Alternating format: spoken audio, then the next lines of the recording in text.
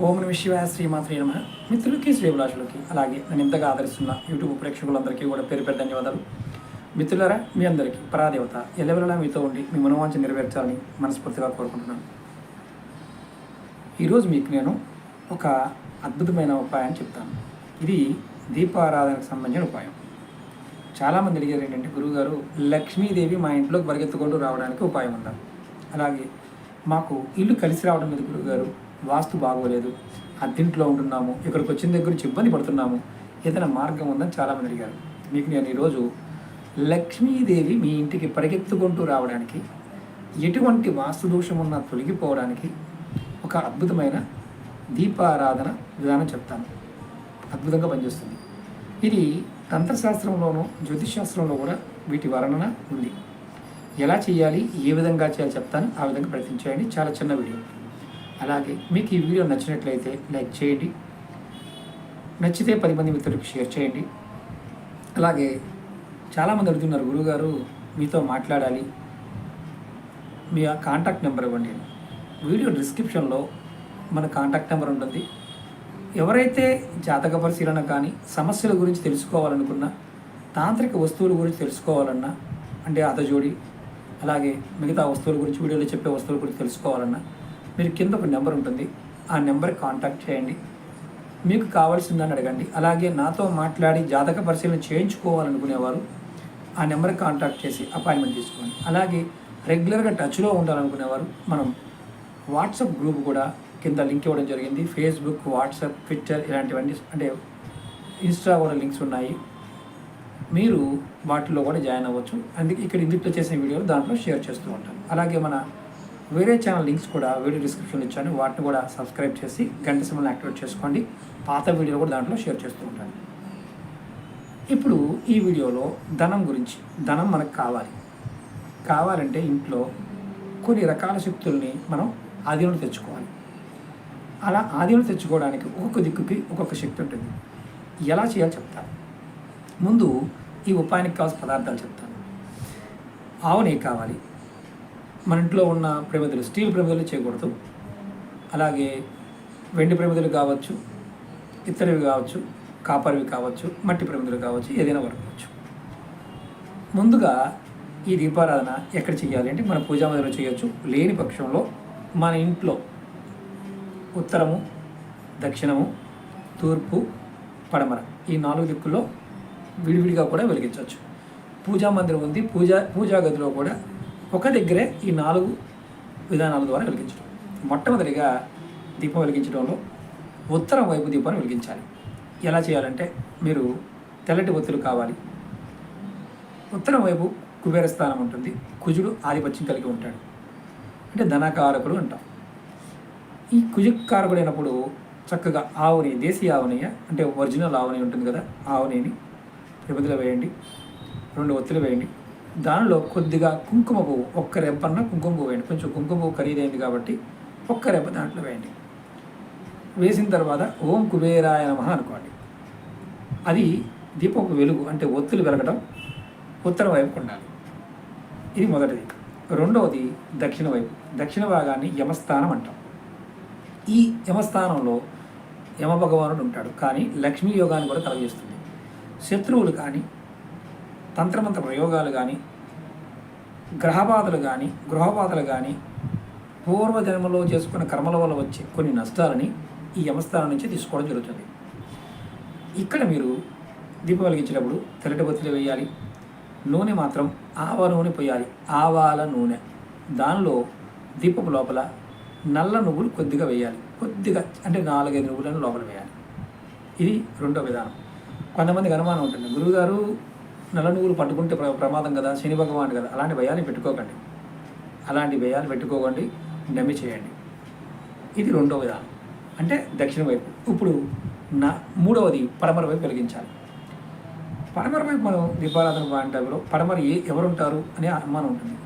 హనుమత్ స్వరూపమైన ఆంజనేయ స్వామి, అంటే వాయుపుత్రుడు ఆంజనేయ స్వామి పడమర దిక్కులో ఉంటాడు. మీరు సేమ్ దీపారాధన చేస్తున్నప్పుడు తెల్లటి బొత్తులు వేయండి. నువ్వుల నూనె పోయండి. నువ్వుల నూనె, ఒరిజినల్ నువ్వుల నూనె పోయడానికి ప్రయత్నం చేయండి. దాని లోపల ఆంజనేయ స్వామి సింధూరం, స్వామివారికి సింధూరం వేస్తాం కదా, ఆ సింధూరాన్ని ప్రమిది లోపల వేయండి. కొద్దిగా చిటికెడంత. మనసులో మీరు ఆంజనేయ స్వామిని ఓం హం హనుమతే నమః తలుచుకోండి చాలు.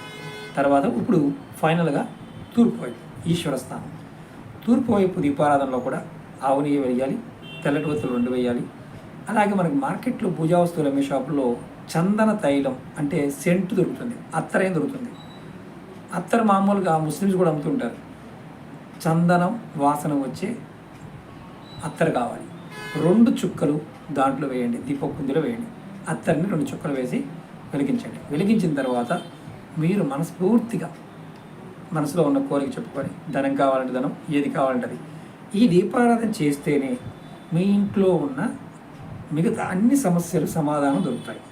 ప్రతిరోజు చేయటం వల్ల ఇది కూడా సాయంత్రం సమయంలో చేయండి, సంధి సమయంలో చేయండి, విశేషమైన ఫలితం కలుగుతుంది. గురువుగారు నాకు సాయంత్రం సమయంలో అవకాశం ఉండదండి, ఉదయం పూటే కుదురుతుంది అన్నారనుకోండి. ఉదయం పూటైనా సూర్యోదయానికంటే ముందు చేయాలి, లేదంటే సాయంత్రం 6 నుండి 7 గంటల మధ్యలో చేయవచ్చు. అటు అరగంట అటు ఇటు అయినా ఇబ్బంది ఏం లేదు.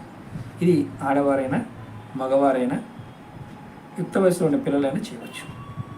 నియమాలేంటి గురువుగారు? ఏదైనా ప్రసాదం పెట్టాలా, నైవేద్యం పెట్టాలా, అలాంటిది ఏమీ లేదు.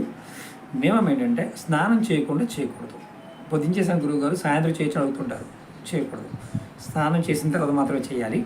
అలాగే మొట్టమొదటిది వెలిగించే దీపం ఉత్తరం వైపు వెలిగించాలి, తర్వాత దక్షిణం, తర్వాత పడమర, తర్వాత తూర్పు. ఇది కంపల్సరీ. మరి కుటుంబంలో ఎవరైనా మరణించి ఉంటే ఏంటి గురువుగారు? అంటే ఎవరైనా మరణించి ఉన్నారనుకోండి, దీపం వెలిగించకూడదా? వెలిగించవచ్చు. ఎప్పుడైతే పెద్ద కర్మ అయిపోతుందో అయిపోయిన తర్వాత ఈ దీపాన్ని రెగ్యులర్గా చేయొచ్చు. ఇది చాలా ఇంపార్టెంట్. అలాగే మైలు ఉన్న వాళ్ళు ఇంట్లో నెలసరి ఉంది గురువుగారు, మీ ఇంట్లో పూజ చేయమన్నాడేమో మీ ఇష్టం, నేను మీకు కాదను. కానీ ఇంట్లో మగవారికి కూడా ఇది రెగ్యులర్గా వెలిగించవచ్చు. సంవత్సరంలో 365 రోజులు కూడా ఈ దీపారాధన చేయవచ్చు. విశేషమైన ఫలితం కావాలండి నాకు, అంటే బాగా అద్భుతమైన ఫలితం కావాలి. ఎప్పుడు మొదలు పెట్టాలి? ఏ రోజునైనా మొదలు పెట్టవచ్చు, ఎప్పుడైనా మొదలు పెట్టవచ్చు.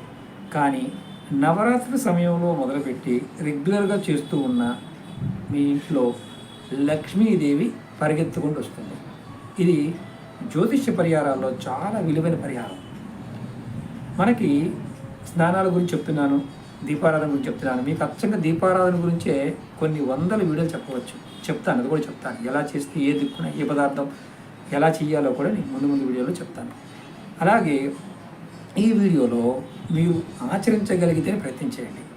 గురువుగారు మళ్ళీ చాలామంది అడుగుతుంటారు, గురువుగారు నాది మతం అండి, నేను దీపారాధన చేయకూడదండి. మీ కర్మ, నేనేం చేయలేను. మతాలు అలాగే ఆచారాలు సనాతన ధర్మంలో ఇవన్నీ మతాలన్నీ కూడా దాంట్లో ఉన్నవే. పదార్థానికి ఉన్న చైతన్యము, అక్కడ ఉన్న శక్తి మనం వినియోగించుకోవడానికి ఈ దీపారాధన. కొంతమంది క్యాండిల్స్ వెలిగిస్తారు కొన్ని సమయాల్లో, కొంతమంది ఇంకోటి వెలిగిస్తారు, కొంతమంది ధూపాలు వేస్తుంటారు. ఇవన్నీ కూడా ఏంటంటే ఆచార వ్యవహారాలు ఉన్నవే. కానీ భారతదేశంలో సనాతనమైన విషయాలు చాలా వరకు ఆరోగ్యానికి సంబంధించిన విషయాలే. ఇప్పుడు చెప్తున్న పదార్థాలన్నీ కూడా కొంత ఆరోగ్యాన్ని కూడా క్రియేట్ చేస్తాయి. ఇది చాలామందికి తెలియదు. దీపం వల్ల మంచి స్వచ్ఛమైన ఆవునేతి దీపారాధన చేయడం వల్ల ఆక్సిజన్ పెరుగుతుంది. బ్యాడ్ ఎనర్జీస్ రాకుండా ఉండడానికి మనం మస్టర్డ్ ఆయిల్ వాడతాం, ఆరోగ్యంగా ఉండడానికి నువ్వుల నూనె వాడతాం. అలాగే ఆవునేతిలో ఉన్న శక్తి అద్భుతమైంది, మనకి అన్ని రకాలుగా కలిసి వస్తుంది, నెగిటివ్ ఎనర్జీ తొలగిస్తుంది. ఇలా ఈ పదార్థాల్లో ఉన్న శక్తి అంతా కూడా చాలా విశేషంగా పనిచేస్తుంది. ఇంకొక అనుమానం కూడా ఉంటుంది, గురువుగారు మేము ఇవన్నీ కలిపి ఒక దాంట్లోనే వేయవచ్చా అని అడిగేవారు అంటారు. ఈ పదార్థాలన్నీ కలిపి ఎందుకంటే ఒక దీపం పెట్టేసి 4 పక్కల 4 ఒత్తులు వేసేసి మొత్తం అంతృప్తి వేసి సరిపోతుంది కదా అనేవాళ్ళు కూడా ఉంటారు. సొంత ప్రయత్నం ఇలా చేయకండి. ఒకవేళ మీరు అలాంటి ప్రయత్నం చేస్తే సమస్తము అంటే మీరు చాలా ఇబ్బంది పడతారు. ఆర్థికంగా, మానసికంగా, శారీరకంగా కూడా ఇబ్బంది పడతారు. ఎందుకంటే ప్రతి పదార్థానికి చైతన్యం ఉంటుంది కాబట్టి సపరేట్గా వెలిగించండి. ఈ ప్రయత్నం చేయండి, మంచి ఫలితాన్ని పొందుతారు. అలాగే మీకు ఈ వీడియో నచ్చినట్లయితే లైక్ చేయండి. మీరు ఎంత లైక్ చేస్తే, ఎంతమంది ఎక్కువ లైక్ చేస్తే అంత రికమెండేషన్ వీడియో వెళ్తుంది, 10 మంది కూడా చూడడానికి అవకాశం ఉంటుంది. అలాగే వాట్సాప్లోను ఫేస్బుక్లో కూడా షేర్ చేయండి. ఎందుకంటే ఎంతమందికి చిన్న చిన్న విషయాలు తెలుసుకుంటే వాళ్ళ జీవితాలు మార్చుకోవడానికి అవకాశం ఉంటుంది. ఓం నమః శివాయ, శ్రీమాత్రే నమః.